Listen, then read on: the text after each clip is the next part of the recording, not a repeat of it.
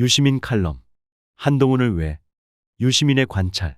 국힘당 전당대회가 임박했다. 당원 모바일 투표는 끝났고 ARS 투표와 국민 여론조사를 하는 중이다. 그간의 여론조사 흐름으로는 한동훈 당선이 유력하다. 후보와 지지자들이 막판의 말과 몸으로 벌인 난투극이 당원 여론에 큰 영향을 주지 않았다면 결과가 그렇게 나올 것이다. 국힘당 당원과 지지층은 압도적으로 한동훈을 선호한다. 그가 1차 투표에서 과반 득표를 하지 못한다 해도 2위 후보가 크게 뒤지면 결선 투표에서 역전하기 어렵다. 지난번 전당대회에서 대통령이 원한다는 이유로 지지율이 바닥에 있었던 김기현을 대표로 뽑았던 국힘당 당원들이 이번에는 왜 대통령 부부와 불화를 빚고 있는 한동훈을 지지할까? 직접적인 데이터가 없으니 관련 데이터를 참고해 추측해본다. 지난주 어떤 여론조사에서 국힘당 지지율이 40%를 넘겼다. 하지만 그 데이터가 민심을 정확하게 보여주는 것은 아니다. 국힘당 지지율은 22대 총선의 국힘당 위성정당 득표율과 비슷한 35% 수준으로 보는 게 합리적이다. 최근의 지지율 상승은 총선 후보 적합도 조사와 여론조사 경선을 했던 지난 2월 중순부터 한 달 동안 일어났던 통계적 교란 현상과 비슷한 것일 가능성이 높다.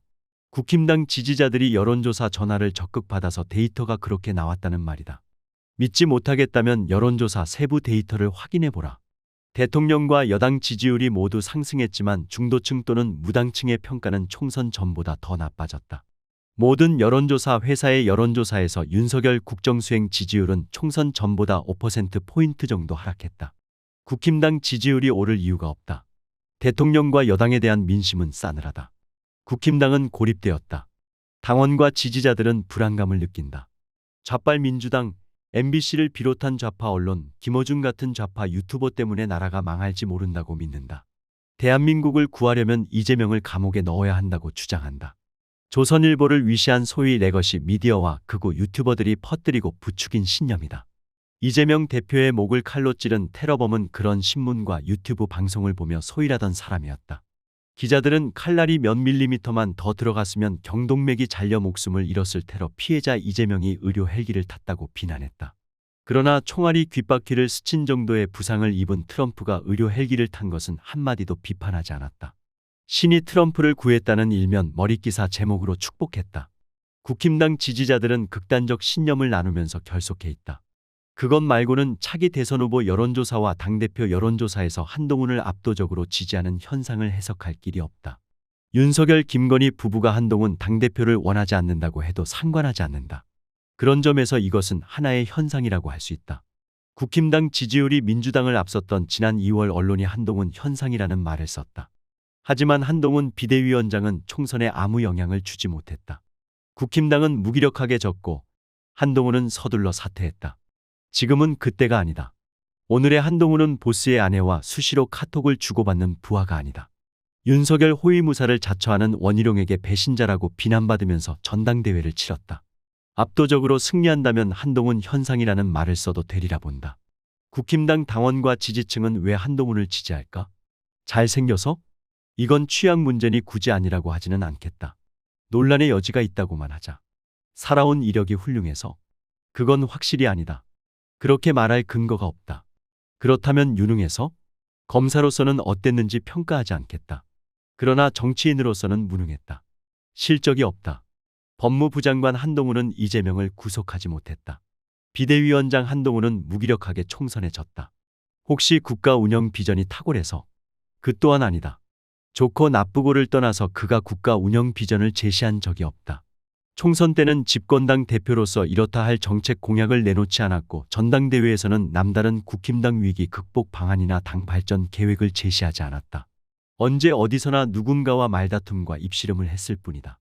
그렇다면 도대체 무엇 때문에 국힘당 지지자들은 한동훈을 지지하는가? 고립된 가운데 똘똘 뭉친 그들의 신념에 부합하는 말과 행동을 했기 때문이다.